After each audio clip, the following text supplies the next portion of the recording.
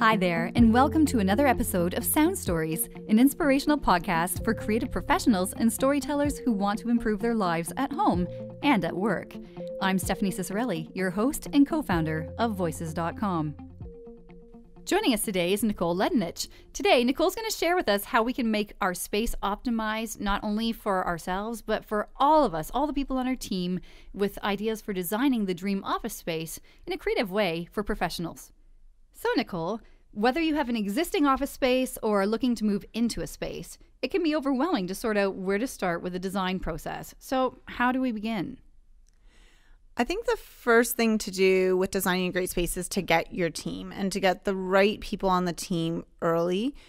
What we really like to do is foster an environment that's about co-creation. So it's not about an expert coming in and telling you that these are the latest trends in office spaces and you should be in an open office that looks like Google because that's really cool.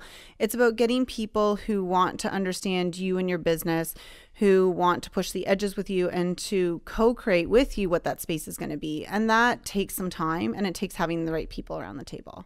No, absolutely. So that all being said, I know we've been through this process together. Yes. Just for everyone's kind of knowledge here. We've worked with Nicole at Facility Resources, and she helped us make an absolutely phenomenal office space. If you've ever been to see it, then you know it's kind of Google-esque. It's got all the right stuff in it that's meant for us, and it really fits us well. So when I say that, too, I want to ask you, are there any special considerations when it comes to designing an office for creatives? Definitely. I think for creatives and for everyone, what's really important is to start to understand the behaviors that are taking place at work. And so when we say words like creative or when we say words like collaboration, it's what is that specifically for whatever company we're working with. So what was that for Voices.com? That could be very different than what that is for Facility Resources or what that is for Facebook. And so the question is what is that creativity that you're wanting to foster? Or from a business perspective, what is it that you're trying to create as leaders in your company that you may not have right now that you want space to support? And that can look like all different types of spaces and things, and that may change even departmentally. Wow. Okay. So if I'm reading into this right, and I know because I've been through the process, but for everyone else's benefit, does this kind of come from what the company's culture is? It does. So we definitely start with what is the purpose of the company? So this is giving us a lens into what is unique about whatever company that we're working with. What is their purpose? What are their business priorities that are going to drive business forward the most in the next 3 years? What is your character like? And when we look at character, what does that say about your culture? So it's that kind of prosperity model that we look at first to go to, and it gives us a sense and a vibe for the people that we're co-creating with. Mm-hmm. And one of the things that you can do for those of you listening that is really an important part of our process was that sit down where we all got together, kind of looked at the different modes of work, and we can get into that in just a minute, but just all the different ways that you work, where you might work, what you might do during the day, you know, and how often do you do this, and do you need to be close to certain people in your company more than others? Yeah. What's really interesting is how do we have conversations? And with design, what often happens is we ask people a bunch of questions and they do their best to answer the questions. But like everything, it's garbage in, garbage out. So we want to change the way that programming looks like. And instead of asking a whole bunch of just technical questions, we're trying to get a pulse and a vibe for who you are and what you're trying to accomplish and what could the space be for the people who work there. And that's just a very different programming process right from the beginning. Mm-hmm. But it really does matter, though, that everyone who has kind of a vested interest in that space and its design is involved in the process to some degree. Obviously, you're going to have certain people who do more of certain kind of tasks, but the dreaming, the envisioning, the vision boards even of like, what do you want this to look like? And how does that fit in with reality? Being like, do you really need this? Is this kind of like over and above? Or does this really fit who you are, what your brand is? Exactly. The process that we engage clients with is Herman Miller's process, which is living office. And what we're finding is companies like Voices.com who want to do that, they want to engage their staff in the design process. And that often comes up with a lot of fear for leadership. How are we going to manage all these people's opinions? Are we kind of opening that can of worms? But we're asking people in a different way. And when leadership opens that up to the team, like Voices did, they get a lot more data and they get people focusing on different things. So rather than the fears about what the solution is, am I going to have a private office or not, we're having discussion about behaviors or what kind of creativity do we want to foster. And we're getting that engagement, which can really help with the change that the team is ultimately going to go through. Yeah, because sometimes it is actually moving into a new space altogether. It might not just be remodeling what you already have. So I guess just thinking for people who are going to work with what they have. Yes. So they've got a great office space. They got more than enough room for all their people. They're just not feeling very energized, not very creative. They're kind of like, oh, this bothers me. I don't get enough sunlight or whatever. Like, what are ways that we can use that process to determine, how do we make this a better livable space, but also how do we make it more conducive to creativity? So the first thing that we're really trying to understand with the living office process is, and you mentioned it earlier, is modes of work. And that's how we map the behaviors. So rather than getting into the solutions and thinking about where things go in the plan, it's what are the behaviors that we need to happen. So when we say we collaborate, well, are you collaborating? Are you trying to foster collaboration between two departments? And we want to create that synergy. Are you an environment, or do some people need a think tank like environment and we want to workshop with, whiteboards all over the place and places where people can be super creative and sit in different postures? Do we look at how people are moving through space and where does collaboration naturally happen through collisions? So we're trying to look at these behaviors that are specific to the company that we work for. When we have that data, it becomes much easier to start to layer in that psychology piece as we map out the plan. Mm-hmm. So, and I love what you just said because it made me think of a process that we went through with you. So part of that was mapping out just the physical location. Like, what do you have right now? What still needs to exist? What is actually integral to this design? So I guess if you could maybe describe that process of when you did actually go around and look at the different rooms, what were you looking for in those rooms and why?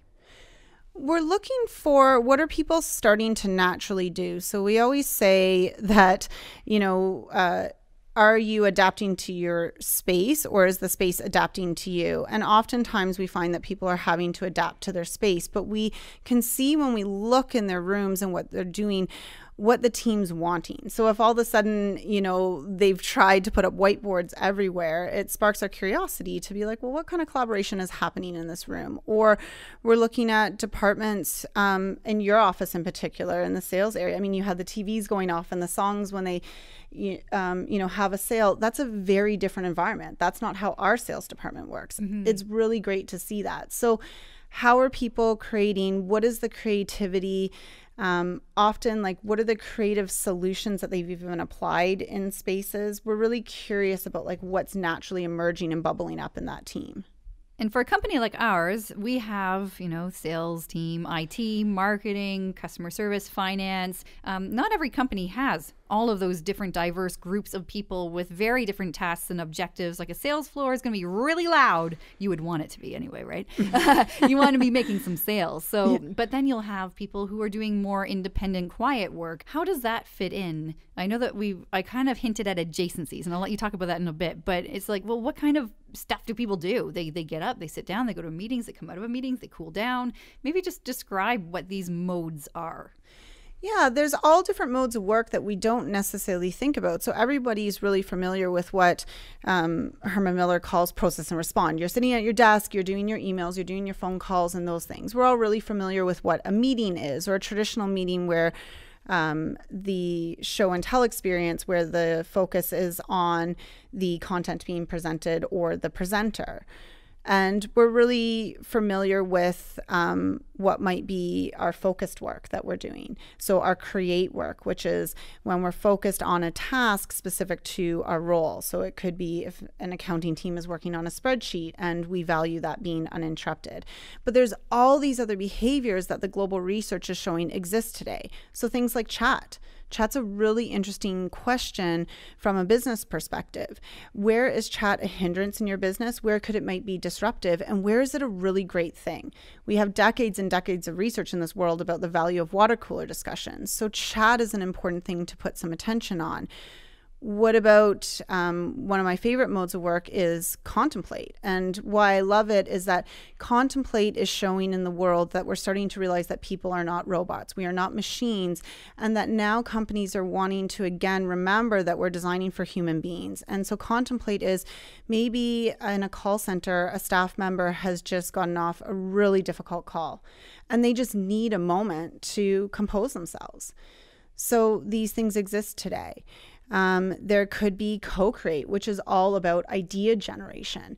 And in an era of ideas, as Herman Miller calls it, idea generation, especially for the creative workforce, is so important, and so important for every level of a business. It's important for marketing, but it's also important for people like David and yourself who are entrepreneurs, which is, at an essence level, an extremely creative field. So these are some of the modes of work that we get into. And what it's showing us is that people are working together far differently than what they did 20 years ago. And that means we have to look at space differently. And technology has changed how we work together too, right? So you have these different modes, but now you don't have to be beside someone to tell them something. Exactly. Technology is actually one of the key things that has allowed us to start thinking about space differently. So not only do you not have to be beside them to necessarily communicate or to create something, but the other thing is that it allows us to move. And so when we talk about behaviors, what's come up is gone are the days where our desk or our private office can suit all things. We tend to struggle with things like uninterrupted time. And so what the evolving technology has allowed is for us to explore easier ways for people to move and move to other settings that allow people to do their work. And so if your behavior isn't being supported at your desk, which is going to happen, then you move to a place that it supports. And that speaks to your earlier question about, well, what about when there's different departments? And different departments need to move differently. So maybe somebody who's in a creative area wants to be in a really buzzy open space, but sometimes needs that concentrative work. And so they move for that. And maybe somebody else really needs those private offices, but they want to come out for times of collaboration. So we're looking at that in all different departments. And ultimately what we're saying is, one company is not the same as another company, and one department is not the same as another. And we need to start designing for what's unique to each. Yeah. Well, just thinking again to our own experience, but we've recently moved into an incredible space. We've got lots of room, far more room than we ever could have dreamt we'd ever have. But we're going to put it to good use. It's there to help us to grow. So we had to get a reception area, for instance, and had to understand what the dynamics were of when someone comes in from outside. Where do they go? Where do they sit? Do they feel comfortable being in here? Is there a spot where people can kind of perch, for a little bit? They don't have to sit down. They could just be waiting for someone. There's all different kinds of behaviors for visitors too, let alone those who are actually working in your office day to day. Definitely. And I really like what you're touching about is, how do people come in and they're comfortable? And that's actually the big question about space, whether it's a visitor coming in or your own staff.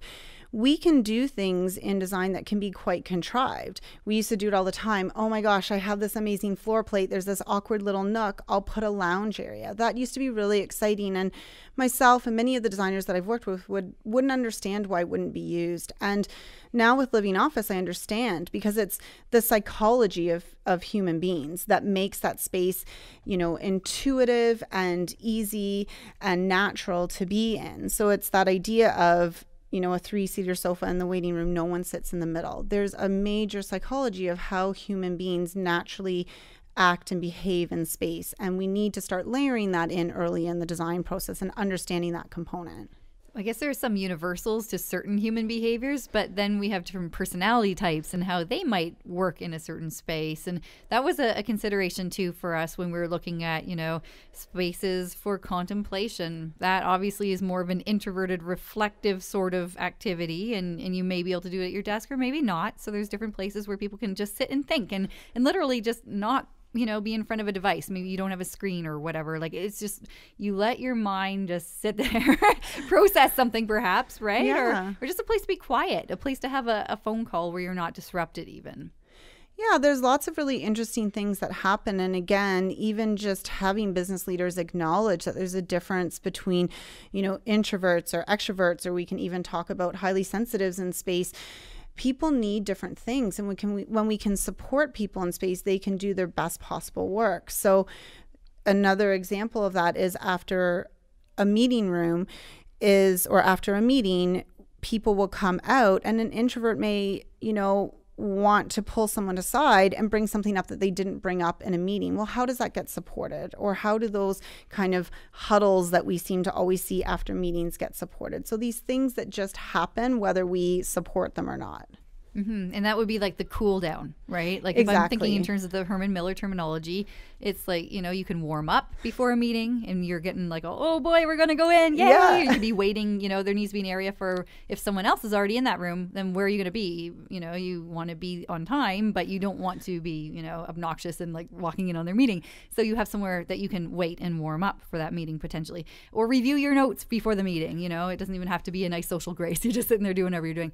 But then of course there's the kind of the winding down, the cooling down. There's going to be people who want to talk to each other regardless of what, the reason is afterwards, because they need to continue that conversation.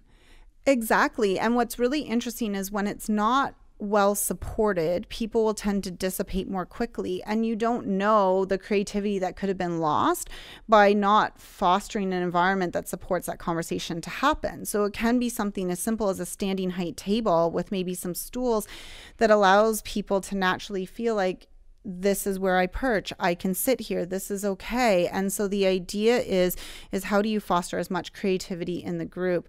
We're not going to consciously think, oh, okay, let's go seek out a space across the building. It's not how we behave as human beings. So that's what we're trying to support. Yeah. Oh boy. It's a lot of fun. I've seen both sides as someone who has worked in an environment, but also someone who's been able to observe how the environment is designed and just the different factors that you take into account. So yeah, introversion, extroversion, highly sensitive persons, a lot of really interesting thought work there, psychology wise. And certainly for some kinds of, personality types, or you would need to have very different environments that they feel comfortable in to do their best work. And for them, it might be having an area where they can collaborate, but in a very small group. Maybe it's a smaller meeting room versus everything always feeling so big and exposed. Exactly. And as well, different departments need things. So, we spent a lot of time with Voices, like looking at marketing, for example, because that department has a very different function. And so it's like, well, what do you need to kind of like foster that creativity and spark that? And what things need to be seen and in close adjacency. So when are people at their desks versus when do they pop over to, maybe a workshop that has whiteboards and things on the wall, or when do they filter into your plaza, which is a lunchroom with so much more functionality built in. So what are all these things that happen? How do people move through space? What's happening there? And is every department supported in what they need? Where else your sales department, those people, they don't need to move so much from their desks. They work much more at their desks, and they're going to more social spaces for that collaboration because of their role. So everybody's different. What would be the one thing you would tell somebody about how they could be creative right now in their space? I think that change of posture is something that's really, really important to think about. And so that can be something as easy as switching up one of your meeting rooms. Maybe it doesn't need to be a boardroom table. Maybe it's sofas. Maybe it's beanbag chairs with whiteboards. But changing that idea that we have to do business in one way, which is sitting at our desks or sitting around a boardroom table. Change of posture is huge. A really simple change and a really great experiment can even help a business owner start to see and get some feedback as to what might be happening. So maybe it's a little test project before a bigger investment's made, but see what's working for your team, get their feedback, experiment a little, play a little. That's what this is really about, so that we can start to kind of push our edges and realize that work can happen in many, many ways. We have so many great ideas about what to do right. Maybe someone's in a really dysfunctional space right now, but they don't know. Like, how can they tell that their space really isn't working? It's not the people. It's not that they aren't doing their jobs right, but everything just feels a little meh. Like, how can they know if their space is actually creating these problems that they might be having in their organization? I think it's a real sensing, and I think that that's the challenging thing with design is there's no real checklist. But I think certain owners get this feeling of like there's more. Like I feel like I have a creative team and I don't see them working together. Oftentimes what you'll see when space isn't working is a team will start to shut down a little bit. They'll start to work more siloed because they're frustrated, oftentimes because they can't get the concentrative time that they need. And they don't come together and collaborate. So you'll tend to see that siloed effect. And even thinking about how your meetings are. So when you gather the team together for a meeting, like, are you getting the vibe? Are you getting the experience that you're wanting in that meeting, or is it flat? All of these kind of human behaviors, when there's not excitement or creativity, to me are kind of red flags that there might be something bigger going on, whether it's culturally or whether it's space or a combination of both. Mm-hmm. Or lighting even, right? Because exactly. That can affect things. Maybe you're in a room that is not really well lit, but it's the only space you have, that's got windows, but for whatever reason, it's just like, I don't know, the pot lights are burnt out, or, maybe there are little things you can do to fix it right away, but it literally could be something to do with just something very easy to fix. Yeah, oftentimes it's in a meeting room. We really value to whiteboard, but the way the table and the chairs are doesn't make the whiteboard easy to access. Or technology is hard. We find that often when people have, smart boards and things like that. Herman Miller actually has research on how long it takes the average person to set up for a meeting room. All these things start to hinder people, and they tend not to go to spaces that don't work with them, and they don't even know how to name why until somebody starts asking the questions. Right. But if you're seeing that, you can start to think, what about technology? What about lighting? What is the furniture? What is the circulation?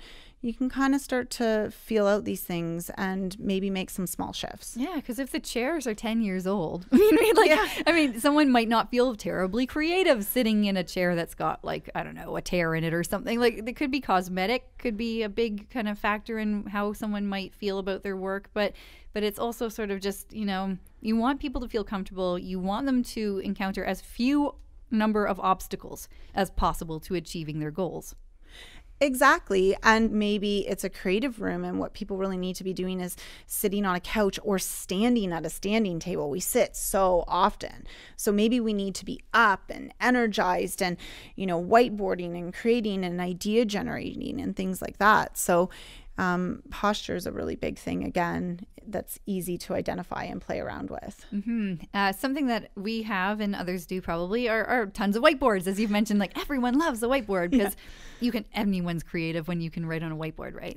And I do believe that everyone can be creative. So if you, for some reason, believe that you are not creative, you are. It's merely just connecting things. I think Steve Jobs had said that before. All it is just, I saw that and I see this and I put them together and this is what I got. Like, I've got some connection, right? Anyone can be creative. So that said, how many people do you know of in the work you've done make use of having, say, even those painted walls where you can write on those like almost like chalkboard paint? I would say that it's definitely evolving more. What I think happens is the difference is if people are mindful of the change that they're making, and they're making it purposely, not because they thought it was cool, but that they're really thinking this would work well for our team and how the space is being used. So I always think it's kind of like the why of it is always really, really important. And some of those tools that we're seeing, like the whiteboard paints that are out there, or standing height tables, and some of these solutions that, for example, companies like Herman Miller do global research to develop, are fostering these behaviors. But it's this bigger question of what is it that you're wanting and why. I think that's the place to start. Well, that's it for this week. Thank you for joining us on Sound Stories. If you'd like to subscribe to Sound Stories, there are 2 really easy ways to do that. You can either go to iTunes, you'll get every episode as soon as it's ready, or you could go to our website, voices.com/podcasts/soundstories. Whatever you choose to do, just know that I'm so happy you're there.